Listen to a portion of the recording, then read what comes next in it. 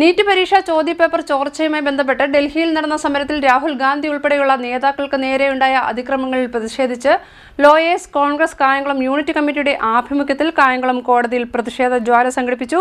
KPCC general secretary advocate E Sameer ഉദ്ഘാടനം ചെയ്തു.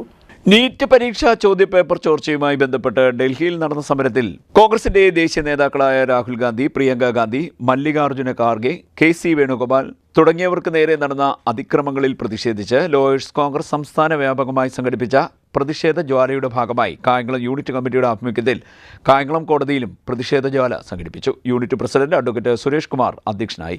യോഗം KPCC general secretary advocate E Sameer ഉദ്ഘാടനം ചെയ്തു.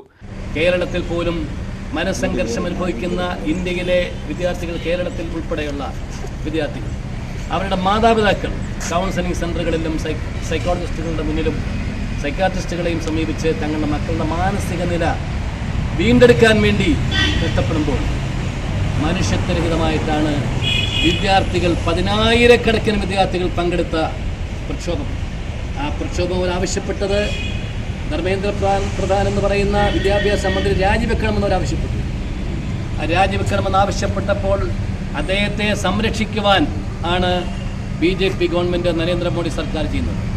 അവർ ചെയ്യുന്നതെല്ലാം ശരിയാണ്, തങ്ങൾ ചെയ്യുന്നതെല്ലാം ശരിയാണ്.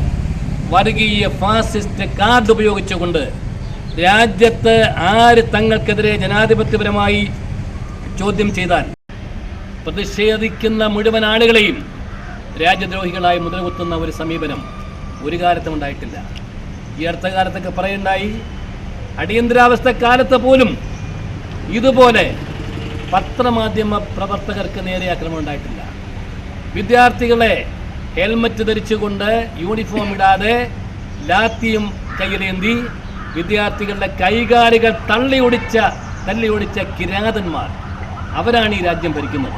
നീതികേടിനെതിരെ വിദ്യാർത്ഥികൾ നടത്തിയ സമര പോരാട്ടത്തിന് അവരെ ടിയർ ഗ്യാസ് പ്രയോഗത്തിലൂടെയും അതുപോലെ തന്നെ ലാത്തിച്ചാർജിലൂടെയും അടിച്ചമർത്തിയ കേന്ദ്ര സർക്കാരിൻ്റെ നീതികേടിനെതിരെ ഇന്ന് ഇന്ത്യ ഒട്ടാകെ സമരം നടന്നു വരികയാണ്. അതിൻ്റെ ഭാഗമായിട്ടാണ് ഇന്ന് കേരളത്തിലെ ലോയേഴ്സ് കോൺഗ്രസ് പാർട്ടിയും സമരമുഖത്തേക്ക് ഇറങ്ങി. Ward councillor advocate Prameela Baburaj, advocate Santhosh Thoolika, advocate Adithyan, advocate Khader, advocate Vijayanath Babu, advocate Selvan, advocate Ninan, advocate Asif, advocate Vasantharajan, advocate Kavya Jeevan തുടങ്ങിയവർ സംസാരിച്ചു. CDNet news, Kayamkulam.